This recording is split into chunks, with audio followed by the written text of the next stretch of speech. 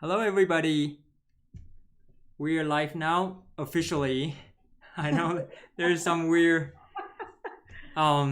situation here, but anyways, if you ever do YouTube streaming, now that you know, before you hit go live, it somehow does pick up your microphone. So just be aware. So for those who got here earlier, you got a little bit tips on something that we did not want you really to hear about, but it's okay. So I'm glad you guys are here. As you can see, there's a lot of business secrets going on here at Sentient Academy and teaching you guys some of the best practices that would be great for you. So welcome. And of course, we have Liz Harris here. And as you know, we talk business all the time. So Yes. there's nothing to hide. But we're glad to have her here because today we're really all about talking about life as a professional artist, right?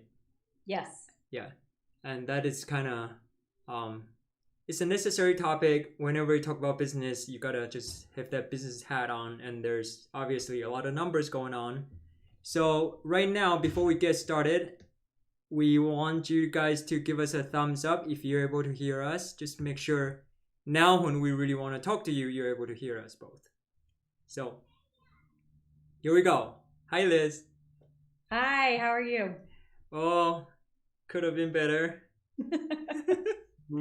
but we're all good. I think someone is trying to reach us, so I'm gonna silence my phone. But anyways, today we have this special streaming session because you and I we kind of talked the other week, right, at Casey's workshop. Yes. Yeah, and we realized that there are a lot of things worth talking about and share with people, and that's why we're here today. So to start off, why don't you say hi and kind of give us a little quick rundown about your education, and then we'll kind of just go from there to kind of go from your, starting from school and getting the education and on, and then into your professional life. I have always had an interest in art, but in college I studied educational psychology and graduated in that area, which is the psychology of learning and how people learn how to best teach them. And so I used that professionally for just a few years, did a little bit of consulting for other people, but really made the choice when I became pregnant for the first time to be a stay-at-home mom and a part-time artist, and let go of the educational psychology completely, which I don't know how my dad felt about that at the time, but that's what I decided to do.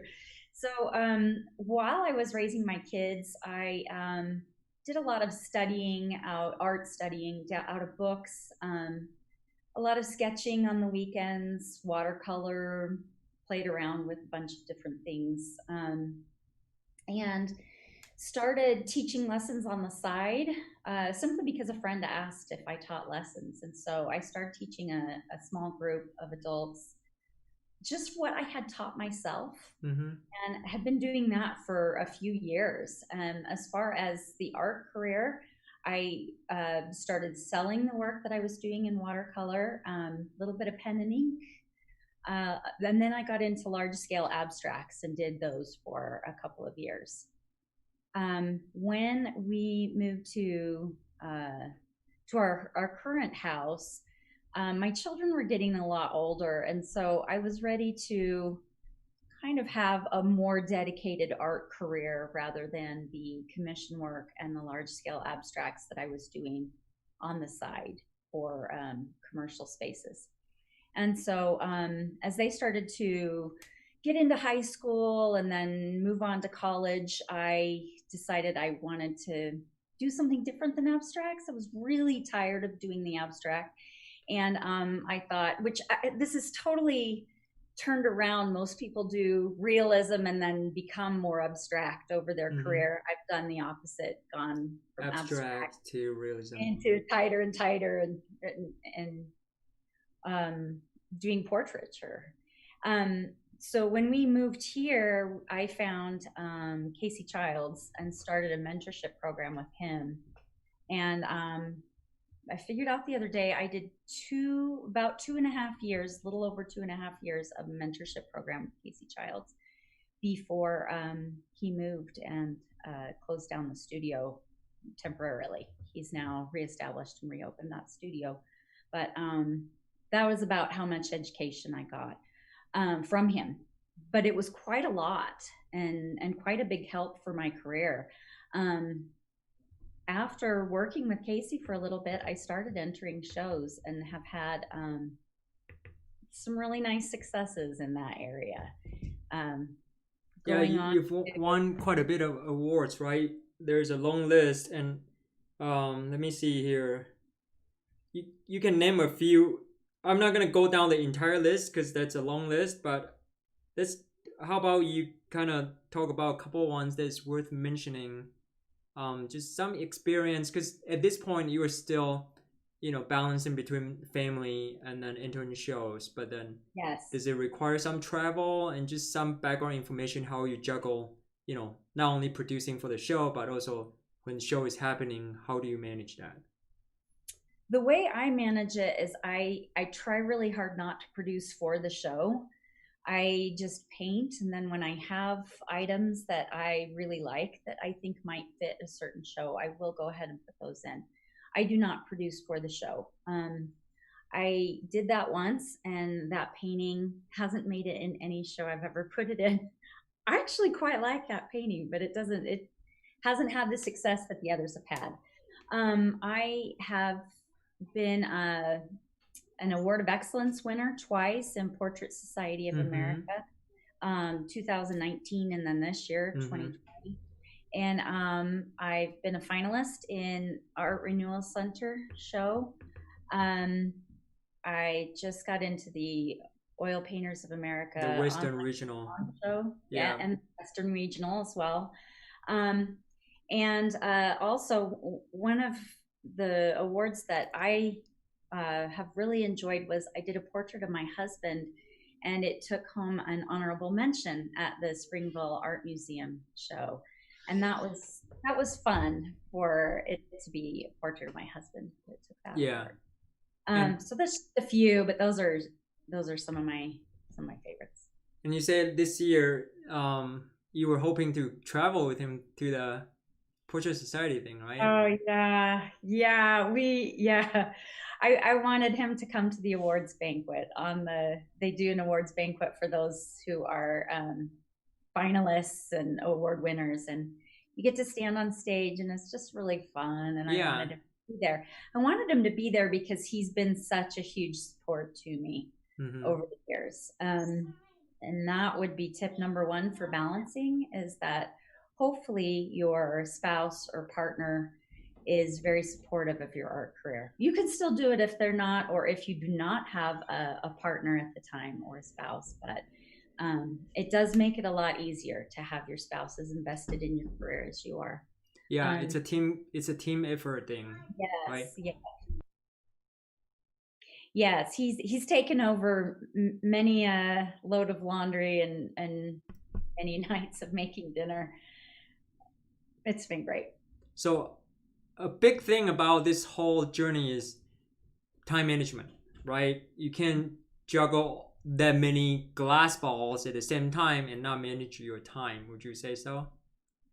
Absolutely. And I would say before you even get to time management, you really have to know what's the most important thing to you and make sure that you keep those first things first. So for me, it really is my family. And I know that not everybody makes the choice to, or has the luxury of choice, quite frankly, to be able to do that. But in as much as you can, to make them a priority has really actually helped my art career, because a lot of time that would have been spent sketching things out in the studio, I was on the soccer field, sketching things out and working out ideas and, doing the things that we as parents end up doing. Yeah. And, don't get me wrong, both, because you're playing at least two roles here, right? One is that artist or even career professional artist role. The other one is the mom role. And of course, that also has the wife and everything goes into it. And like you said, prioritizing, it's a key too. Like actually for me, it's like number one thing, because if you don't prioritize things, that's where you just don't know what to focus on, and you would put in a lot of effort and not see a lot of results. So I'm glad you actually mentioned that, to kind of make sure. See, we're prioritizing right there, right? Like time management, prioritizing goes up top, time management kind of go down below. So a lot of times you just have to kind of do those things, and kind of like what we talk about in our workshop, right? Like we talk about, you gotta find your laser focus, what really gets to be the number one. And of course there's the number two, and then with your whole vision of what your life want to be, you can really put things in place, right? Yes, and I would say that that's really the first step. And another tip for time management is then, what can you offload? What's not that important? To me, having a clean house is fairly important, and so I've figured out a program to be able to get it clean in the least amount of time. And so, but other things are not a priority, like perfectly ironed laundry probably never happens at my house. Just saying, I taught my kids how to do their laundry at a really young age. And so that's important too, right? Yes. And it'll be different. What's important to you will be different for everybody. And that's what I like about, the things we're talking about, at Sentient, is we don't just give you that A to Z formula and say plug it in, it's going to work for you. Like, you got to analyze your own situation and say what works for me. Because for you, Liz Harris, your priority might be different from, say, the next person in line who's listening right here. For example, we have someone from Costa Rica, right? Like, there's different priorities, things you do care about. And then when it comes to the art career, let's kind of narrow it in a little bit onto the art career. Of course, there are a lot of things in this art career. Number one, of course, art education. And then even if you go into more of a intensive mentorship with the artists in the private studio, that's a little bit different model. I would imagine it's a bit more flexible compared to, like, say, go to a university or a college or art school program, right? Yes, and I can't speak to the university program because I didn't follow that course. But with the mentorship program, I went twice a week for just a few hours. But I would say the huge difference was that I then took time to practice and to really push myself at home. I have insomnia, so a lot of times flexibility was key as well. I would, if I couldn't sleep, I'd give up and just go into the studio and start working. And so, just being flexible, making it work for you, but also you really can't discount time on the brush or on the pencil or whatever medium. You really have to spend the time making the mistakes. Working it out. And the sooner you put in your 10,000 hours, the better, right? Oh yeah, that 10,000 hours thing, that is so true. Right. And oh yeah, absolutely. And so I think the thing to making a mentorship program or a university program, or even just learning online via Sentient Academy or another platform, would be, you have to practice. You can watch the videos, or you can go to class as much as you want, but if you're not really taking the time to work on it, it's not going to get you very far. Okay, this kind of touch upon the mentorship thing, because a lot of people, there's so many aspiring artists out there, and a lot of them, they really wish there's an opportunity like that you can just go knock on, say, Richard Schmidt or Casey Child's door and say, hey, would you like to take me on as a student and start a mentorship program, but I don't think it really works that way for at least for majority of people, because otherwise everybody would be going down and knocking on their door. So how do you come across that opportunity to be studying with him and do that kind of mentorship program? It was a combination of tenacity, and I think he felt sorry for me. I started going. Casey used to have an open art session Thursday once nights, a right? week. Yeah, and you could just come and pay for the model and paint, and I did that for a while, and eventually I just asked if I could study with him, and I don't know how he felt about it. But I know I asked kind of a lot, and I was pretty tenacious.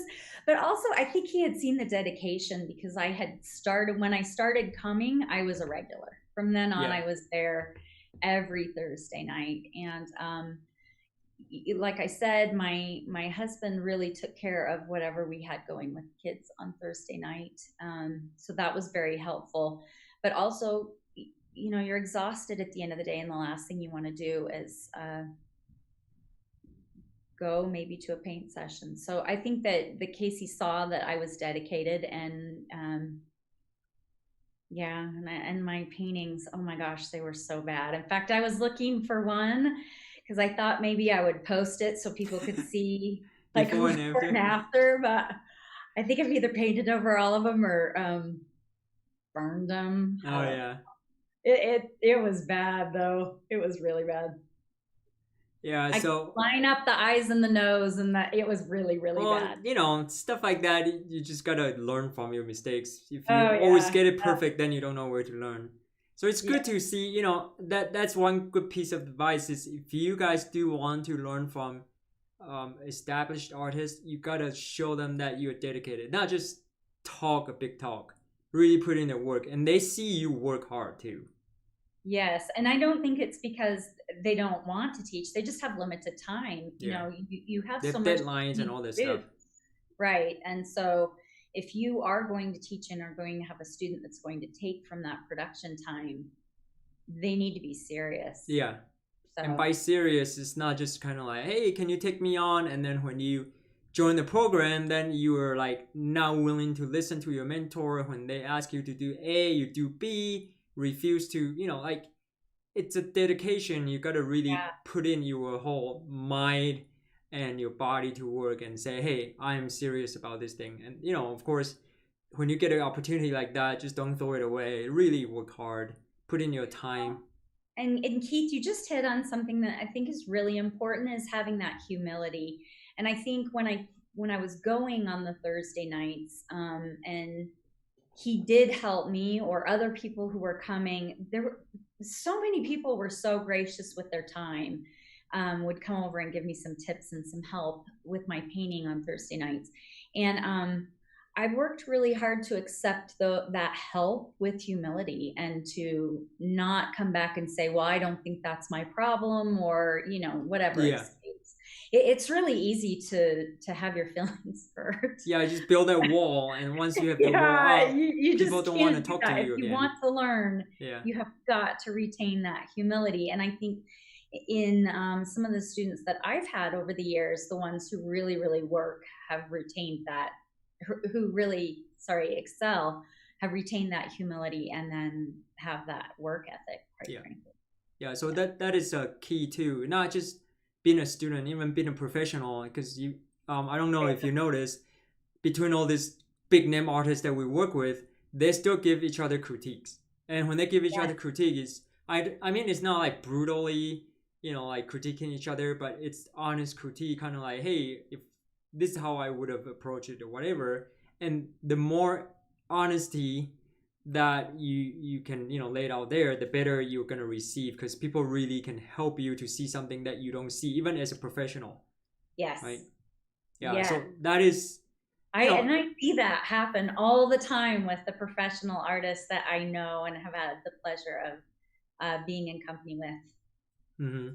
Yeah. So that is kind of a little side tip for you, if you want to kind of seek mentorship with a professional, and then on the other side, are you teaching still?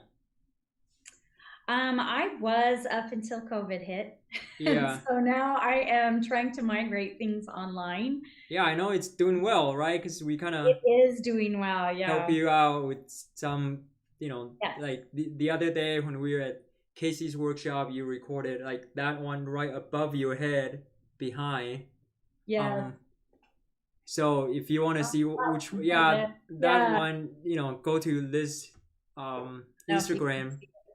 There we Yeah, go go. to her Instagram account, you will see that. And of course, um, we are trying to help you get that up to speed. So if you guys want to learn from this, just go follow her and look for the update. Or even better, if you're in the area, you could just message her. She's a very giving person, great teacher.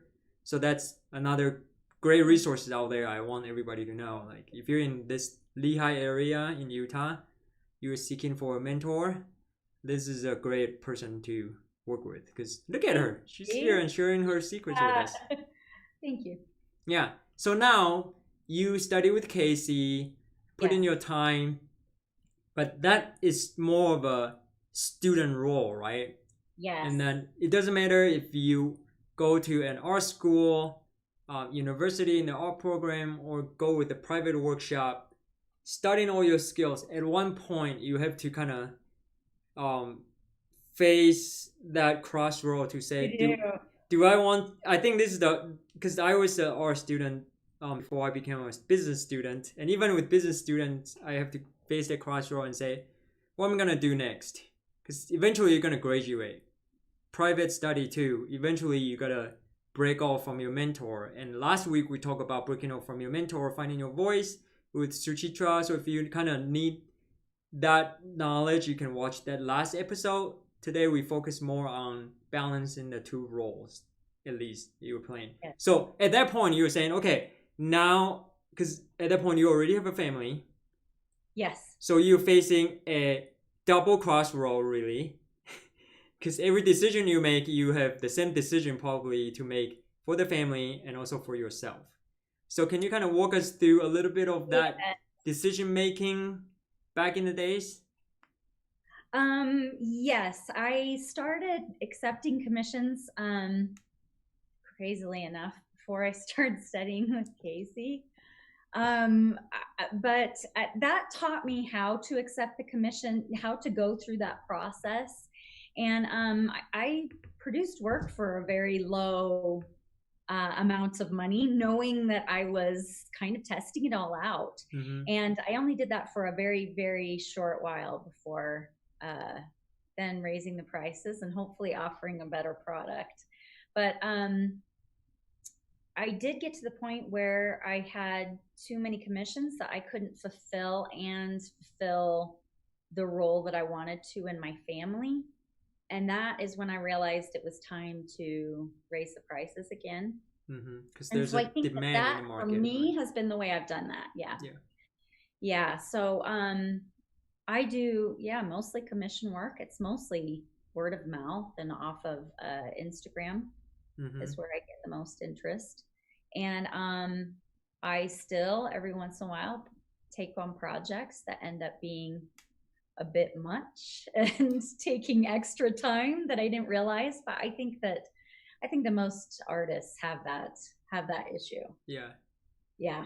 So, And so it kind of yeah. your role going from an art student who's studying with Casey Childs into this, commission artist, if lack of better words, that professional life, it kind of just happened naturally, instead of kind of like you're facing this decision and say, okay, tomorrow I'm gonna go out, I'm gonna get a job as a commission artist and jump, right?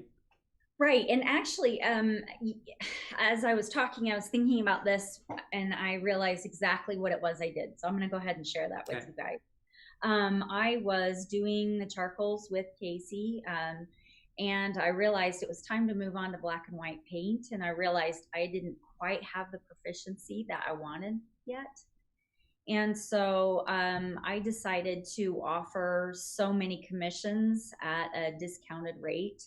in time for Christmas, and said the first so many slots that signed up would get this discounted rate for Christmas. They filled up in record time. I think it took me like a day and a half, 2 days, and all those spots were filled.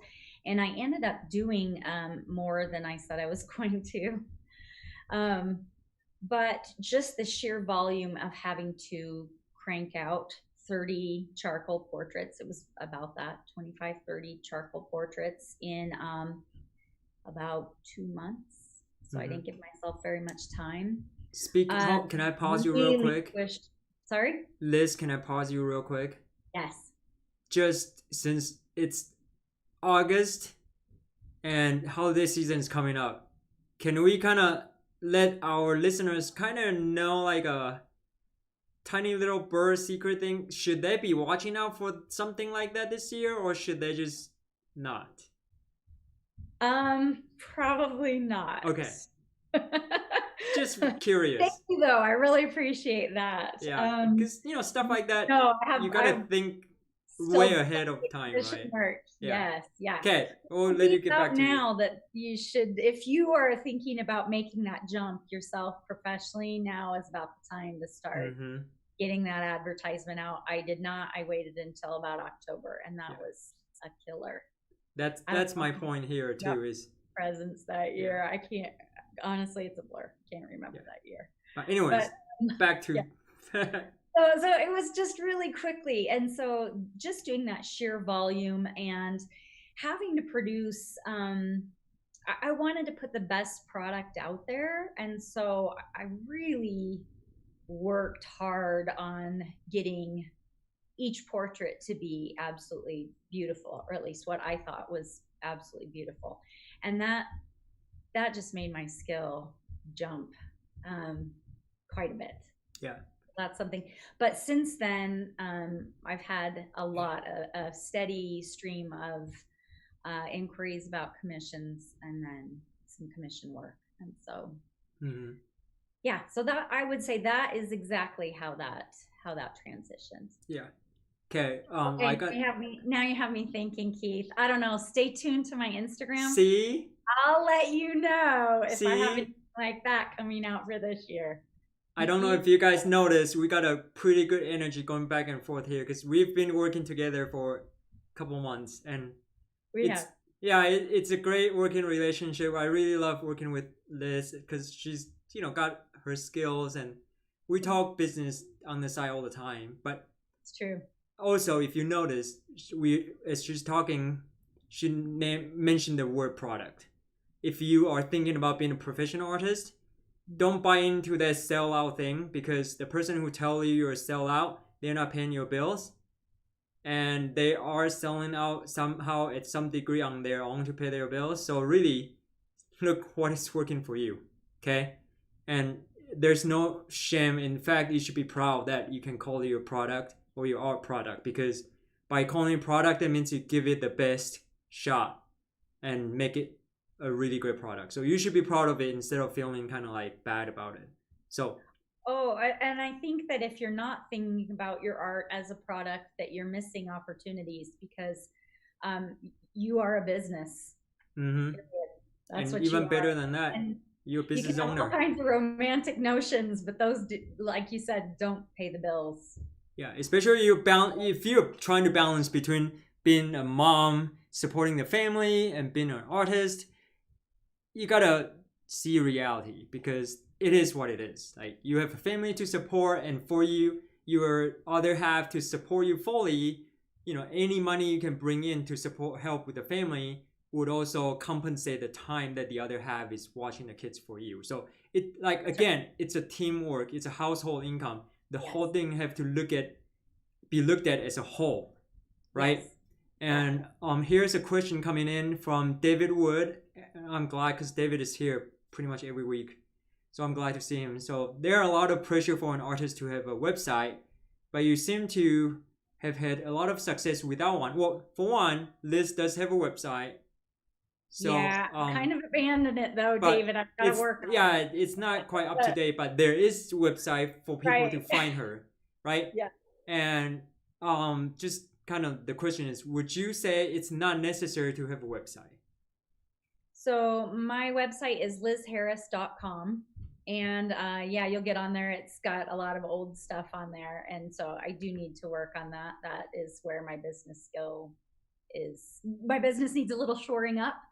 But I've noticed I get a lot of engagement on Instagram, especially through DMs. I don't know how it is for other artists, but that a lot of people reach out that way. I'll have a few that email me, but mostly it's through those DMs on Instagram. So that's been good for me. I can't speak to how a website is for everybody else, especially.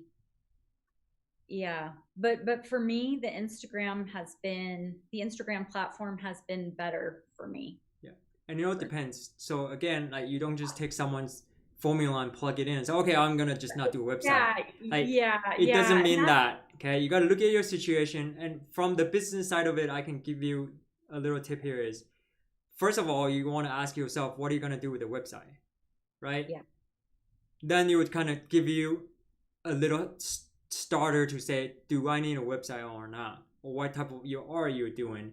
And if your main focus on the website is just so people know you're an artist, and you can get in shows or galleries or curate it, through the website to find you, then that website has a different purpose or different design, or even the whole in and out of the website functionality than say another website, say you were using it to get commission work or use it more of the e-commerce platform where people can check out and buy your work.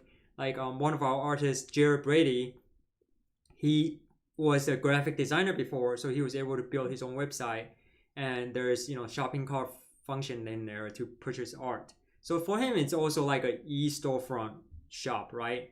So you got to ask yourself, hey, David, what do you want to do with your website? And then answer that question. Is it necessary to have a website, right? If all you're doing is trying to engage with your audience and build a personal relationship like this here is, actually we kind of connected through Instagram too, right? Yeah. Because she really does a good job responding. So if you're going to do that, you got to make pretty darn sure that you are replying and then talking to people through DM and all that stuff, because it makes no sense for you to abandon your website, only go with Instagram, but then don't check your message or just not respond to people. Yes, okay? And I do spend an insane amount of time on Instagram. On my breaks, I turn my phone off while I'm working. Yeah, and that way I can really dedicate that time. But when I am on Instagram on a break, I make sure I answer everybody, or at least as much as I can, and try to engage that way. For me, it's a more natural platform, but I will need to update my website. Yeah. But I feel that for me, I don't check other people's websites. Yeah. That's not how I find artists. I find artists through other platforms, and so that's where I'm putting more of my energy. Yeah. It doesn't mean that you just don't have a website. It really depends on, what you're doing. Like for us, Sentient Academy, we mainly get our business on the website. We use social media as a lead generation magnet to get people to see what we're doing and come over here. The true conversion, which is the word, if you don't know what conversion is, it's kind of like, it's conversion, right? You have people come in as leads. They come, see your post, see your picture, you lead them into your website, so they're leads. And then once they get to your website, they get to learn what do you do. And then the next thing you want to do is, if you're using it for monetization, you want to present an offer. And then once they see the offer, they can either be converted, that means they click buy now, or they don't, and you can remarket them. So the main conversion happens on the website. So for us, yes, we do need a website. Not only a website, we need a kick butt website that will make people want to come back and back, right? So websites are good for tutorial videos mostly. That is true at some degree, because if you look at, again, we need to look at websites, right? Like there are so many different websites for so many different things. And actually, if you look, there's a lot of online art sales. If you Google the market size for online art sales, it's a huge market that you would not even believe. So not just for tutorial videos mostly, for still image that could be sold online, that's a big market there too. So again, you got to ask yourself, what do I need that website for? And go from there instead of just kind of do a general answer of, website's good, website's bad, or website's good for tutorial video mostly or whatever. It all depends on what you're doing, who you are, what product you're creating, and what are you going to do with that product. So do a lot of analysis. That's my best answer to every question is, don't just find an answer from someone, take it, like analyze your situation and find the answer that will fit your need. Okay, so now we kind of got sidetracked to the website, but let's go back to focus on balancing between life and your career, because now, as you mentioned, you're starting to get into this commission artist and then even get into some of the bigger projects, but the kids are growing up as you're doing this, right? Yes, they are. And then like today you just sent off your third one off to college. But I did this morning. We took him to college, right? But you were there all along while you're doing all these things. So on top of prioritization, time management, what are the other challenges you see in the past years of your professional life? I would say you have to learn to say no. You have to learn to say no? You have to. I think there are some projects that are just going to not pay enough and suck so much time that it, you might need to turn them down. And I think too, there are other family things that maybe you have to say no to. For example, we've taught our kids that if you leave your lunch at home, you're going hungry. Sounds terrible. Yeah, I know. But they're not going to starve to death in 4 hours. And so I would have a kid leave a lunch home once, maybe twice. So you don't have to be running back and forth to the school all day. And I just know you're going to get all kinds of comments. And so I'm sorry, everybody, if you don't agree with me, you do you. Well, right? That's the thing, right? This works for Liz and her family. Yeah. You get to do whatever you want. And I'm sure a lot of parents out there are doing something worse than not bringing lunch to school for their kids. So they can make you feel guilty. Yeah. Really, but at the same time, you teach your kids responsibility. So in the long run, you are teaching your kids not to get into trouble and be responsible for their actions. Right. And that's where I need to send my wife to talk to you. That's part of my educational psychology training was on behavior modification. So a lot of the behavior modification stuff might come out if we start talking. Well, Liz, so I know why we get along. I study sports psychology. There's that thing about cows and electrical fences. I don't even want to get into that, but no, but it's true. Humans are animals too, and there are certain behaviors could be corrected by. I'm not saying shocking your kids. I'm just saying no. It's an animal, or better animal, more educated, more brain developed animals, or humans. Yeah. Again, this is you deciding what's most important to you. Yeah. And there are definitely things that I would drop everything for my children and do. But there are things that I've had to set limits on. Yeah. And I think that if you want to be a successful artist, that you're going to have to do them too, because everybody is balancing something. Their health, their art career, but also their health, their time, their family, and whatever shape that takes. And so we all have to make decisions. You cannot do it all. Yeah, and that's the key word here is decision making. Whatever you're doing, art, not art, family, you are constantly making decisions. And I think it's important to be kind to yourself because you're going to make mistakes. Oh, yeah. You learn from mistakes. Prioritize something over the other and think later, dang it, I should have stayed and finished that painting, or I should have just put the brush down and to the Little League game or whatever. There will be things that you of course will make mistakes on. Yeah. but don't get caught up in the past. Keep Yeah, moving and so forward. don't be too hard on yourself. Yeah, and next thing you know, your kids will be going off to college, and then things will be good. It's Hopefully, right? pretty quiet around here today. But that is part of growing up, not just your children, but as a mother or as a professional artist, you grow from all of that experience. And that's really just amazing to see how much you can accomplish as, a family centric mother who's doing a good job taking care of your children and also, drawing the boundaries. But at the same time, you're flourishing as a professional artist, right? So let's say like if there's one key tip that you could kind of contribute to your success today, what would that be? I mean, there are a million things, but let's just pick the top number one for you.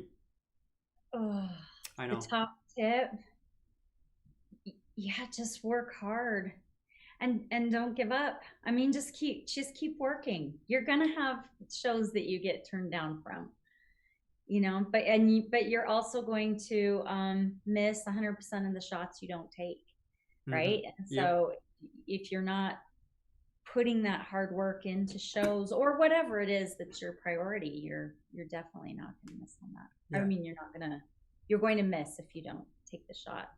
But probably my number one tip is work hard, and then when it's time for family time, just close the door on the studio and come back the next day.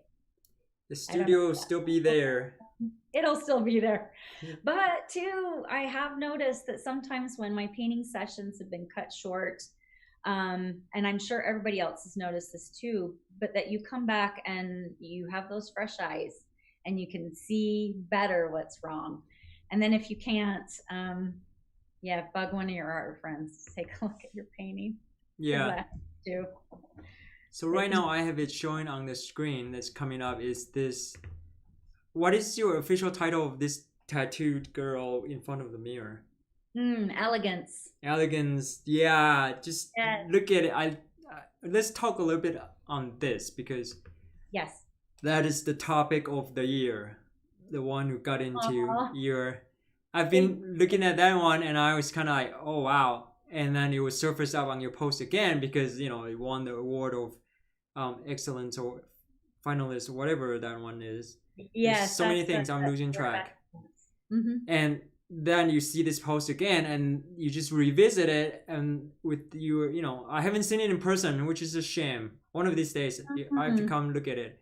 But the execution on this, because we've seen the charcoal drawing of this piece and then you execute it really well, and I can see your vision is just coming together. There's so much going on in there. The hand is just placed perfect. Hands are so hard, and you place it in a way that it's just so elegant. The shape of the hand, and then even the angle of the bottom hand leading up to the tattoo, and then draws like your eye just gets sucked in, and then travel up to the elbow and go back up. Because when you see lush dark hair with fingers running through it, each gonna go right there. And then next thing you know, you're looking at the eyes, and then you look into the mirror, the reflection, that everything in there is just so well executed. How long did that take you? Actually, I'm not really sure. I had different projects running at the same time, but I would say start to finish probably about a month. But like I said, I had several projects running at the same time, so I would let it sit for a while, especially the tattoo. That's the first time that I've painted a tattoo, and I really wanted to make sure that I got the design, but also going across the form. Yeah. And so there was a lot of playing around with that, and also getting feedback from different artists on what does it look like to you? Is it looking like it's rounding? And just kind of listening to a lot of their opinions and making adjustments, quite frankly, sometimes when they pointed things out to me.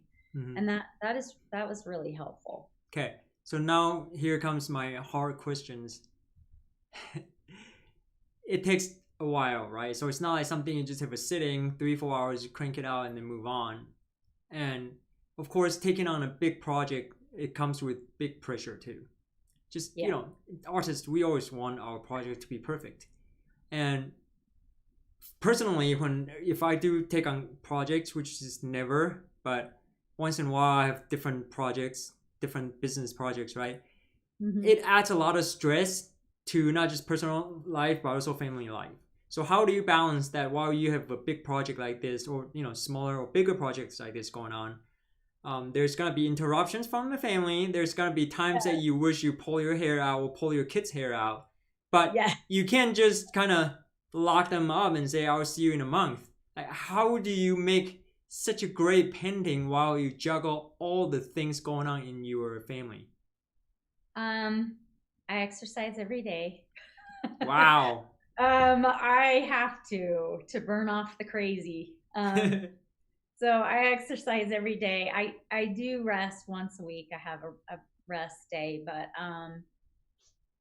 that is a huge part of burning it off. And the other, I don't know, because if my husband were sitting here, I don't know what he would say as to how well I handled it while doing that project. So I don't know if he's going to see this, so I might have to be a little more honest. Sometimes I was a little bit of a bear to live with as I'm trying to work things out, and they weren't really working. But I would say balancing that was actually having the other projects in between, being able to take a break and rest my eyes and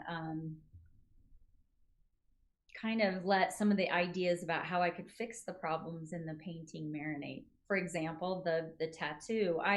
When I painted the tattoo, I'd only seen 1 or 2 other paintings of tattoos that I really loved. One was, of course, my mentor, Casey's.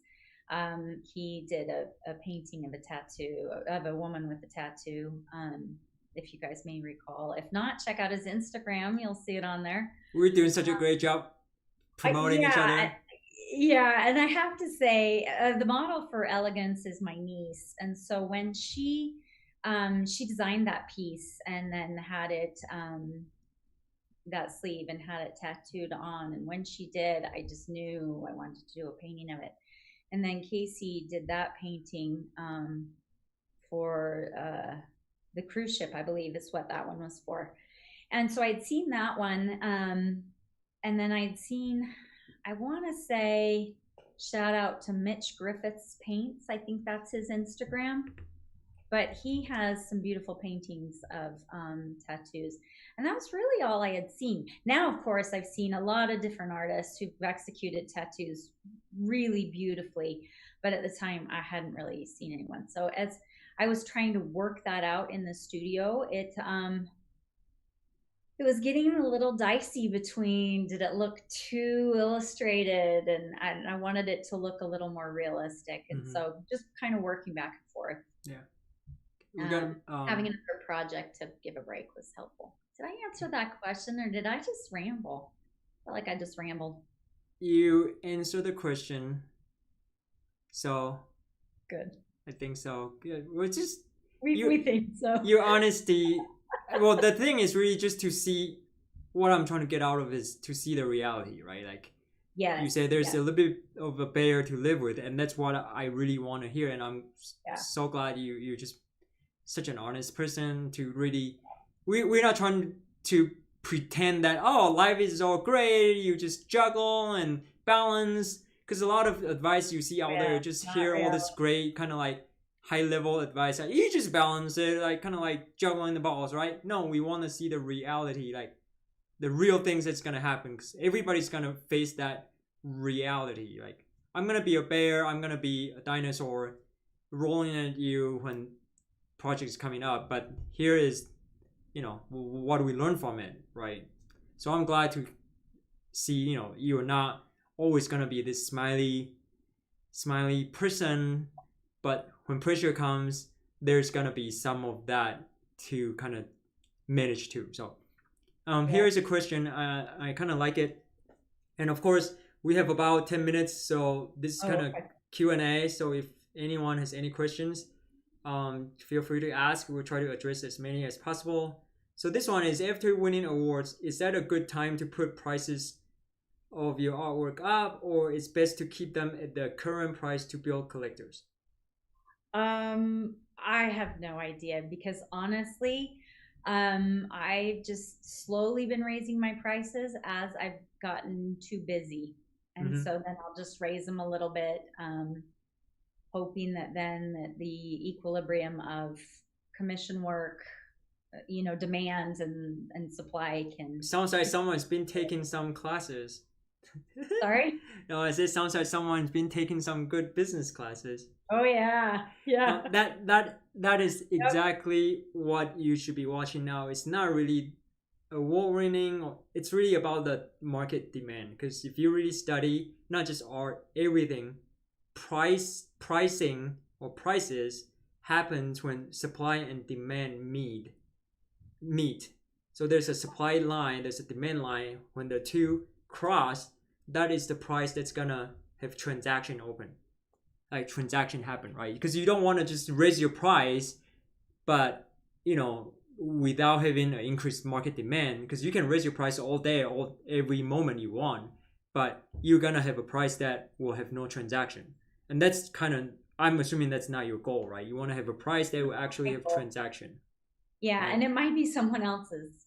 Yeah. I'm not sure why, but yeah, it's definitely not my goal. And yeah. But like you touch up on the key. That's how I do the pricing. Yeah, it's like you said, you get one good way to kind of gauge and say when you get really busy, and we're talking about commission work right here. So this is a specific situation where it talks about commission work. When you're starting to fill up your schedule, you're getting busier and busier, and at one point you're busier than what you can handle. That shows you, hey, there is an increased market demand. So when there's an increased market demand, the other side, you look at the supply side, which is yourself, and say, hey, am I able to keep up with the production? Because on the flip side of the demand is the price where consumer is willing and able to pay for a service or product, right? And on the supply side, it's the price for the producer, which is you as the artist, is willing and able to sell, right? So if the price is too low, you're not willing to sell. When the price is, too high, you are willing to sell, but then you might not be able to produce, right? Because someone want to pay you 50 grand for this gigantic mural that's like 50 feet wide and tall. You physically just can't do it. So you're not able to. So for yourself, you gotta, see the demand increase, then you flip it around, look at yourself and say, as the supplier, am I able to produce that work, and am I willing to? Because again, you're juggling two roles as a mother, as an artist, and if you look at your life and say, hey, I prioritize my family's Christmas vacation instead of doing my commission work, I'm not gonna take work. Then it doesn't matter how much the market demands for the higher price, you're not willing to produce. So you gotta look at those four things and decide when you want to raise the price. And of course, the next big question is, when you raise your price, are you able to keep up with the demand? And if you can't, you may, just ruin your market in the art marketplace. Because we've heard so many stories about artists, they raise their price because someone else raised the price, or due to some other reasons, instead of analyzing what's going on. And what happened is they have a whole bunch of same quality artwork, because you're not raising your quality, right? You're just raising the price, and they're sitting on this high priced artwork. They're not moving. So the next question you're gonna ask yourself is, should we discount our artwork or not? So you see yourself, you get it ahead of the game, just so you can get into the game to discount you down. So is that what you were after? Because maybe that's what you're after, but maybe it's not. So again, look at your situation, learn some basic business knowledge to help you to make better decisions, and that's always the best advice we can give people. So do you like to paint clouds? That's kind of random. Clouds? Yeah. I I haven't painted outdoors. I have to stop right there. I have tried to paint outdoors quite a bit. And clouds are something that I haven't really been working on or trying yet.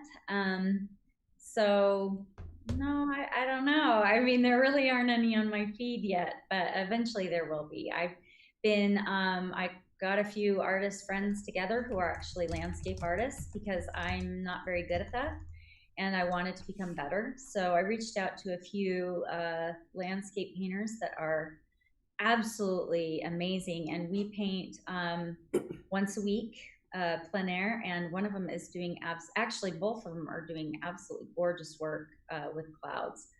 Um, but I'm not there yet. Yeah, good question though. So we have a So maybe probably I'll try that. yeah. We have 3 more minutes. So if you guys have any questions, this is probably going to be the last one. But we're having a good chat with you this whole hour and learn a lot of things. And there's some, I don't know if it's intentional, some good business questions that's thrown out there to probe for some answers. You know, Well, my husband is in business, and so we have business discussions all the time. So he's excited that I'm finally putting it together with the art business rather good. than, yeah. And do you see that? It's a different mindset. Yeah. It's definitely a different mindset. Oh, yeah. And also, I don't know if you guys noticed, but when we talk about business, like Liz is really natural and willing to talk about the business questions, things you know or you don't know. If you don't, go find answers, go learn something. But if you do want to have a good, art professional life or a business or a career, you gotta train yourself to be just comfortable talking about business. Right? It's just part of the game. You really do. It's part of it. I mean, you're not, yeah. Yeah, you have to know how you want your business to go too. I mean, unless you have the luxury of just painting beautiful pictures for yourself, which is also an option. And or if you want to donate all of those, that is also an option. I try to donate at least one painting a year, just kind of out of wanting to help. And when I taught, I tried to usually donate one seat. I always had one student that was a free student. That is just part of my own business philosophy. Mm-hmm.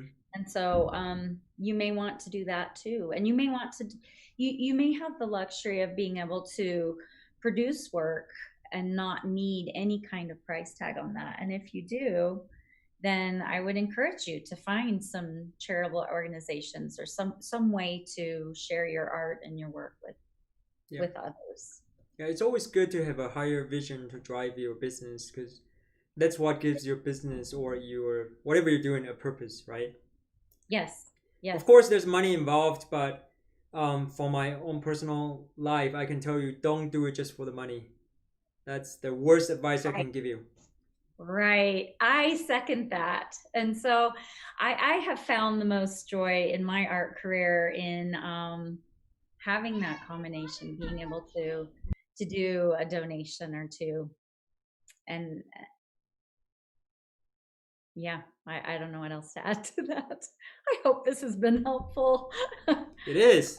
And helpful. And I don't know if you guys heard that. My little 3-year-old just came in to tell me what happened. So if you heard that, well, that's part of the game. I'm juggling with my 2 roles here too, right? Yeah. Okay, we got one last question, even though it's 5 o'clock, but I think it's good to answer this one.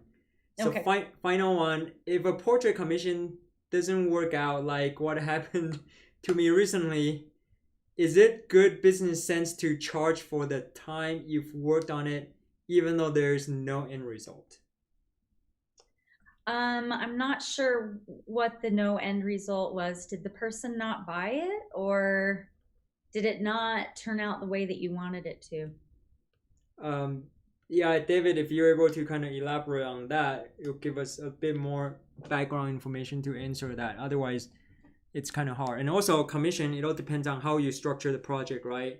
And well, you know. The way I structure the project is that I always have a contract. Exactly. I require 50% upfront, non-refundable.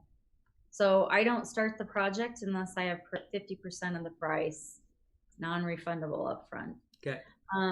And so with that, actually, I do have a commission that I'm sitting on right now. I'm just waiting on some feedback from the purchaser, and it's been sitting there for a while out there, but I have that down payment, that 50%, and so I'm not too worried about it. Yeah. Because if I won't deliver it until it's completely done. And the contract that I have, just specifies, it's pretty specific about, I'll do my best, but sometimes even the color study that I submit and they okay, that a lot of the things the art won't necessarily turn out like that in the end.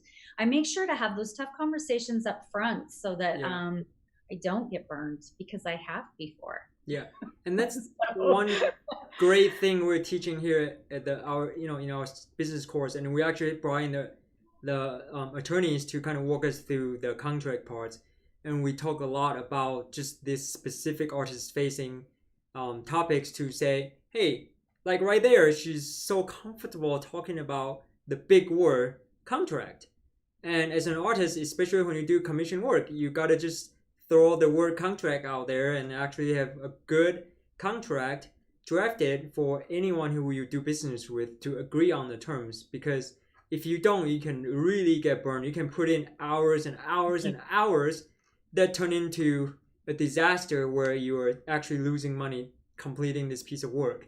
And not only that, people probably go out and have bad reputation and kill your business, or decrease your business. So you got to make sure you set a parameter there. And in this case, he said they just didn't like the likeness, and that's really difficult when it comes to portraiture, because everybody have their own perception of the likeness. Because I've done some work in the past where they want me to basically perform plastic surgery that makes the painting look not like the person, right? But they prefer it to be that way.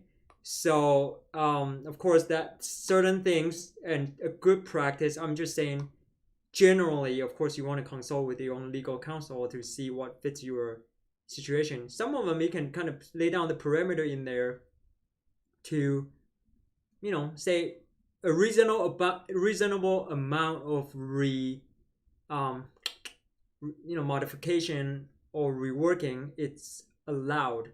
And then when it goes over a certain point, there's gonna be additional. So things like that, it just depends on. I have done that before. When I had someone come back and say, "Oh, well, their hair isn't that dark in real life," and that usually I like to work from my own photos. I don't like to work from other people's photos, but I do posthumous portraits. I feel like, having lost several people that are close to me, that can really be healing to have a portrait of someone done posthumously. So I do those. And sometimes they will come back and say, well, the hair isn't that dark. And so I'll point them back to the reference photo that they showed me, and they'll say, oh, I didn't realize that photo, the hair looked so dark in the photo. Can you lighten it? Well, sure, I have no problem doing that. So there are a few times when I've had someone come back. I've only had one commission where the person came back and said, that doesn't look like my son.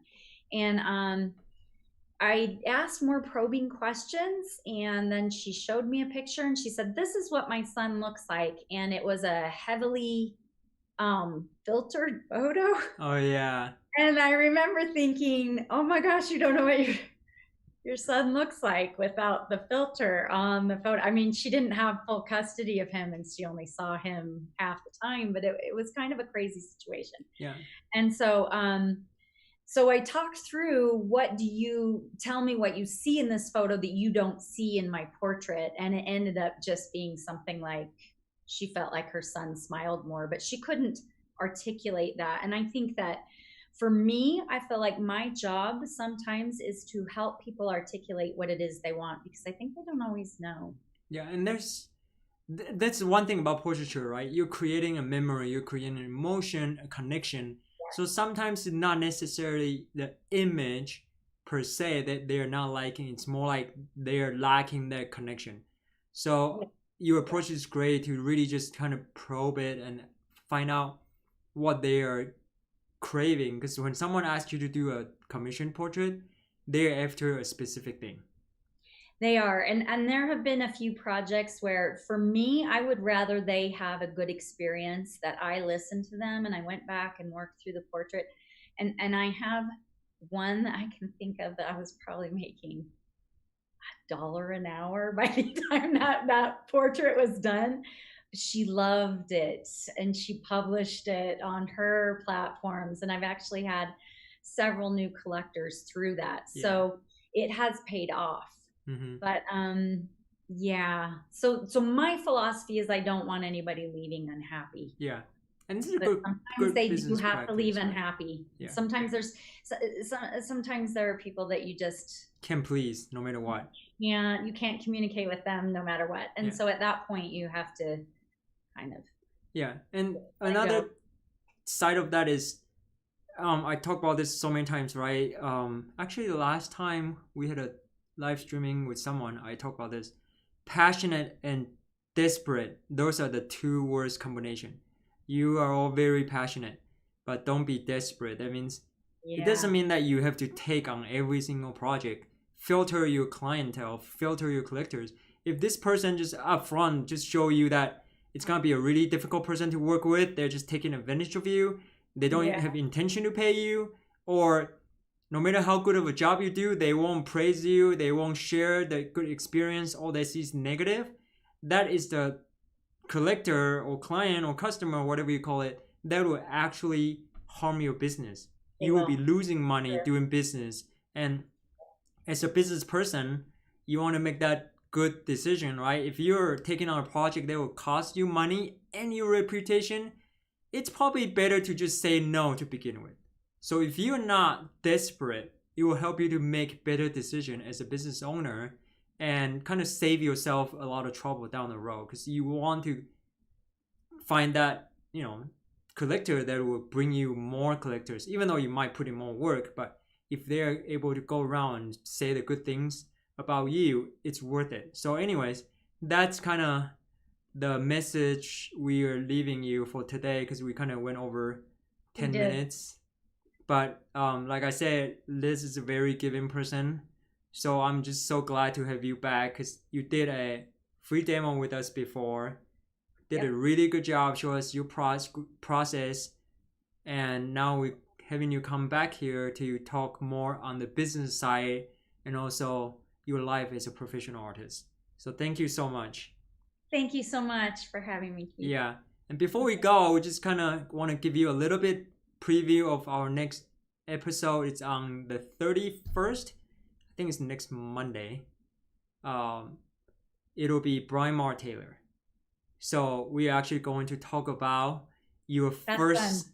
I know it's a good one, right? It doesn't matter what he's talk about. So we're gonna talk about your first year as a professional artist. Either whether you just graduated from school or finished training, but that first year, what am I supposed to do? What should I need to do? All those questions. We're gonna find some clarity on that to kind of help you to create the momentum you need to kind of keep things going. So if you guys are enjoying this type of topic, stay tuned for next Monday, and we'll see you then. And thank you, Liz, again, and have a good night. Thank you so much for having me, Keith. That was fun. Yeah, that was fun. Thank you so much. Okay, bye. Bye.